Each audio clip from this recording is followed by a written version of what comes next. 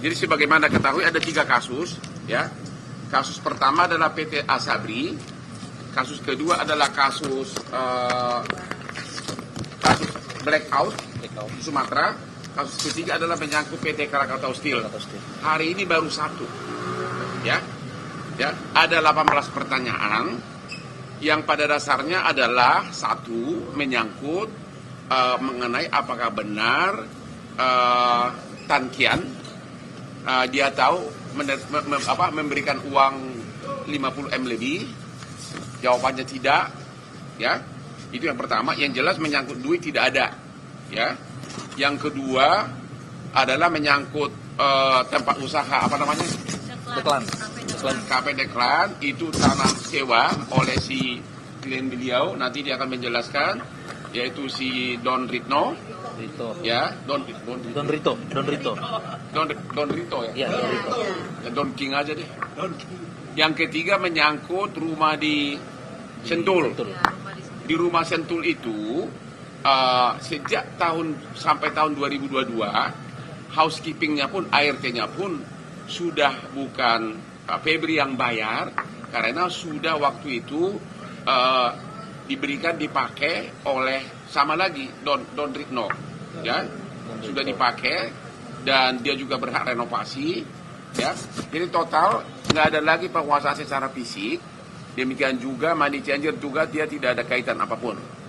Jadi baik mengenai renovasi, kenapa ada tempat uang di resto maupun di Sentul, dia tidak tahu menahu.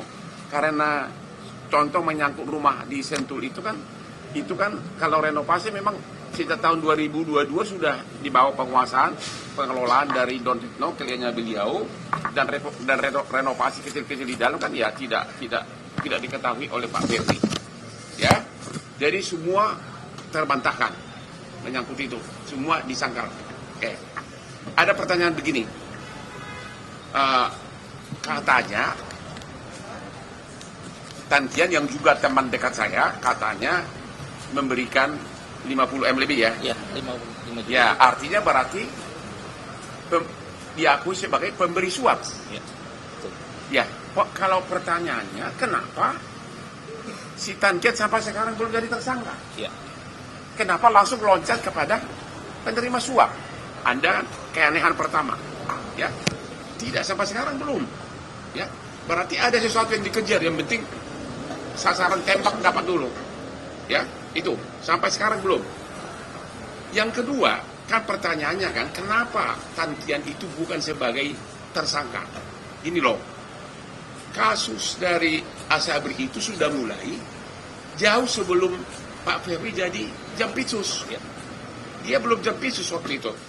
Ya, kasus Asabri itu sudah maju ke pengadilan bulan Agustus 2021. Ya. Dan diputus oleh pengadilan Tipikor Jakarta di tanggal 4 Januari 2022, di mana Jampitsus juga belum Pak Febri. Ya. Padahal untuk penentuan final decision tersangka itu adalah Jampitsus. Ya. Ya, jadi belum, ya, oke. Beliau baru jadi Jampitsus pada tanggal 22 Januari 2022. Itu satu poinnya. Ya. Poin kedua, itu kan persidangan dari mulai tingkat pengadilan negeri, tingkat pengadilan tinggi, kasasi sampai PK. Ya. Sudah 6 hakim sama 6 hakim agung, 12.